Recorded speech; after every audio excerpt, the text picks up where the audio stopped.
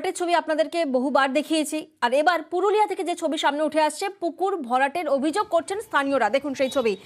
পুরুলিয়া পুরসভার 4 ও 5 নম্বর ওয়ার্ডের মাঝে একটি পুকুর শুধুমাত্র সংস্কারের অভাবে হারিয়ে যেতে বসেছে। ভরাট হচ্ছে সেই পুকুরটি, আর স্থানীয়রা অভিযোগ করছেন পুকুর ভরাটের। কি বলছেন ওনারা, শোনাবো আপনাদের। এটা খুব ভালো ছিল আগে। আর জলের দেখুন, জলের সমস্যা এখানে যে আশেপাশে যে বাড়িগুলো আছে তারা তো চায় যে পুকুর হলে তো খুব ভালো। হ্যাঁ, এটা যে পৌরসভা থেকে যদি ওনারা করেন, এটা সংস্কারের ইয়েতে করেন তাহলে ভালো হয়। এটা পুকুর আমাদের দরকার। পুকুরটা যে সবাই ব্যবহার করছিল সেটা বন্ধ করে এই তো ভাতেই দিচ্ছে। পরিষ্কার করা এটা ব্যবহার করার যোগ্য ছিল।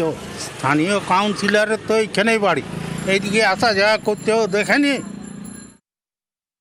প্রতিনিধি ইন্দ্রজিৎ এই মুহূর্তে আমাদের সঙ্গে রয়েছেন। ইন্দ্রজিৎ, যেমন স্থানীয় বাসিন্দারা বলছেন যে স্থানীয় কাউন্সিলরের বাড়ি তো পাশে, উনি তো রোজ নাকি এই রাস্তা দিয়েই যাতায়াত করেন, তাহলে কি ওনার নজরেও আসছে না যে এভাবে দিনে দুপুরে চলছে পুকুর ভরাট?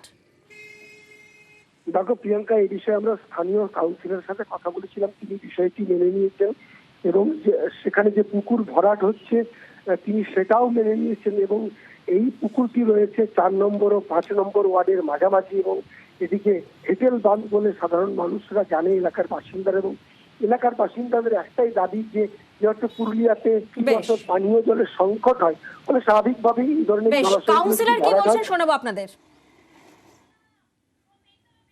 লোকের ঘর বাড়ি ভেঙে এবং ময়লা ফেলার একটা ডাম্পিং গ্রাউন্ড করে দিয়েছে। এর আগেও আমি চেয়ারম্যানকে বলেছিলাম এটাকে দেখার জন্য। অলরেডি আমি বিএলআরও পুরুলিয়া 1 নম্বর ব্লকের সঙ্গে আমি কথা বলেছি যে এটা কীভাবে সংস্কার করা যায়, এটা উদ্যোগ নিতে হবে। এটা দীর্ঘদিন ধরে এই অবস্থা পড়ে আছে। প্রস্তাবটা পেশ করব যে ইমিডিয়েট ওটাকে সংস্কার করে পুকুরে রূপ দেওয়া হবে।